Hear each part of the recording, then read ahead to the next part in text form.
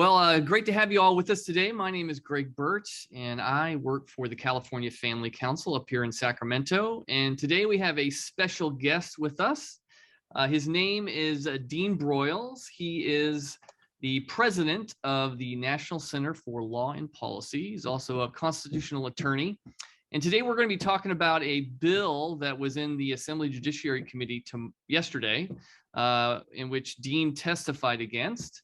Just wanted to bring you up to speed on that. I'll briefly explain the bill, and then Dean, love to hear your main arguments and just what you thought of the hearing itself. So this bill is AB 1666. It is actually a safe haven bill for abortionists fleeing malpractice lawsuits from around the country. Now, the bill was introduced by a legislator. Her name is Rebecca Bauer Cahan. She's a Democrat from the Livermore area, and this bill is actually sponsored by Planned Parenthood. So you know where this bill is going. It was actually motivated by what states are doing around the country, particularly what's happening in Texas. There was a bill passed and actually went to the Supreme Court, which actually permits citizens to sue anyone involved in the abortion industry if they're involved in an abortion that happens after roughly 6 weeks. It's called the heartbeat bill. And now, so these lawsuits are happening in Texas, and California wants to make sure that the courts here in California do not enforce any of these judgments that are happening in other states. And so that's what this bill is about. It's telling California courts that they can't enforce anything that's happening in other states. And that's where the problem comes in. So Dean, why don't you just, first of all, let me know if I explained that bill right, and what the problem is and what you think is wrong with that. Yeah, the bill is very simple, short bill, but it's extremely broad.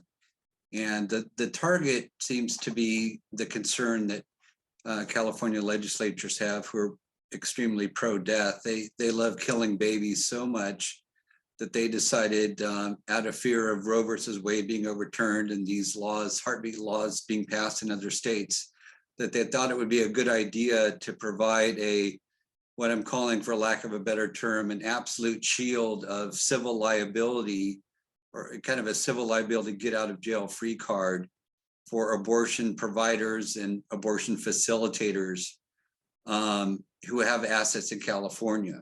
And there's a lot of problems with it. The two main problems are, number one, it will harm women, because abortionists who commit malpractice or otherwise harm women in other states, and those who facilitate or encourage those abortions who harm women in other states will not be held liable. And so, when you don't have accountability for your bad acts or for your negligence or your recklessness, you're probably only going to encourage more negligence and recklessness in the abortion area, where you're already taking one life, even if you take two lives.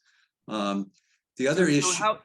So let's say it was a Gosnell case, like we've heard about the terrible case in Pennsylvania with Gosnell. He actually got a prison sentence, but you're saying this is only doesn't affect criminal cases, but it affects somebody suing someone civilly. Like, is that right?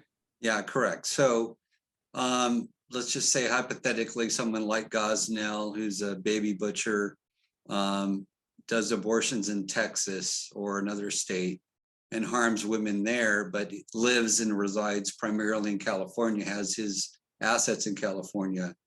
Well, then a state court judgment against him for malpractice or for negligent homicide could not be enforced against his assets here in California. So it's a complete shield. Wow. And so, when you shield bad behavior or protect bad behavior, you usually get more of it. And so our concern there is it's ultimately going to harm women, and that's something that the abortion, in this case, they're actually, love abortion and so much. The other problem with it is the whole idea of that it's blatantly facially unconstitutional. And there's a obscure part of the Constitution we don't talk about a lot in public policy area, but it's an important one. It's called the Full Faith and Credit Clause. And what that clause says is basically that because states are not individual nations unto themselves, that in the United States, that each state needs to respect both the laws and the civil court judgments of their sister states. And so what this bill does is says, no, if there's a heartbeat law passed in Texas, we want to be able to ignore that law in California. And we want to ignore the effect of even a civil malpractice case, as I mentioned earlier. If there's a judgment against a doctor in Texas, it can't be enforced in California. And the fact that the bill, AB 1666, attacks both the judgments and the laws of another state and tries to undermine them here in California rather than respecting them, really undermines our whole federal system of state comity and respect for the laws of other states. That's right. So you made these arguments before the Assembly Judiciary Committee yesterday. So why don't you explain how they responded? They listened to your great arguments and they were persuaded to get rid of this bill, right? No, they lined up a constitutional professor who made really weak arguments as to the constitutionality of the bill. And what they're hoping for is that they can use exceptions to the full faith and credit clause that have been recognized and create kind of new exceptions or expand the exceptions. It's kind of a wishful thinking type strategy. Well, we like abortion so much, we're going to protect it here in California. And even though our bill violates the US Constitution, we're hoping that ultimately we succeed in the court rather than looking at the current court rulings and realizing that the bill is facially unconstitutional. So they like abortion so much, they're willing to really say in so many words, we ignore the Constitution and how the Supreme Court is currently interpreting it.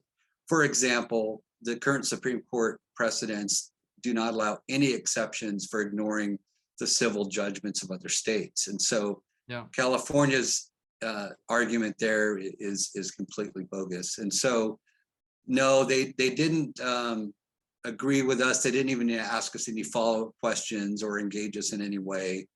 They simply, they allowed the bill author to talk after our testimony and give her side of the story and kind of attack some of our testimony, but they in no way entertained or engaged our arguments. The legislative digest or write-up of the bill was one of the longest ones I've ever seen. It went on for about 11 pages. And part of the reason it was so long is the counsel for the Judiciary Committee was trying to explain why the bill does not violate the full faith and credit clause. And if you have to write that much to explain why a bill doesn't violate the Constitution, it probably violates the Constitution. So we warned the committee that, like many bills that California has passed recently, this bill will not withhold judicial scrutiny. It will be struck down by the US Supreme Court and cost the California taxpayers potentially millions of dollars in defending the indefensible. Yeah. Well, this is just one of 11 abortion bills that the legislature is now currently considering. And so we're going through the process of bills going through committees. This particular bill, AB 1666, is now going to go to the Education Committee in the Assembly. So we have on our webpage, on our Action Center, we have a calling campaign on this particular bill. So if you want to go on our website at californiafamily.org and look at the Action Center, you can actually get connected with your legislator and make sure they know that you do not want this bill to be passed, especially as it goes through the process. So Dean, I appreciate you being with us today and, coming out to the Capitol, or at least you talk remotely, defending life. And we need to continue to do this, even in a state that legislature that seems to love abortion and wants to promote it all the more. Pro-lifers cannot give up. We need to stand for life, and God's value of the unborn child. So thank you so much. Can I add one thing? Yeah, yeah. Craig?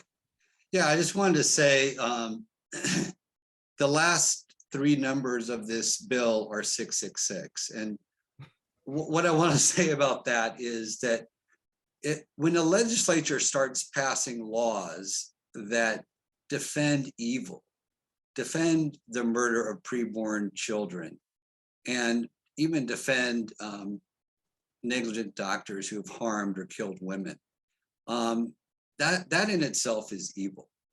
So this is evil shielding and protecting evil. And 666 tells you all you need to know about this bill. It's evil.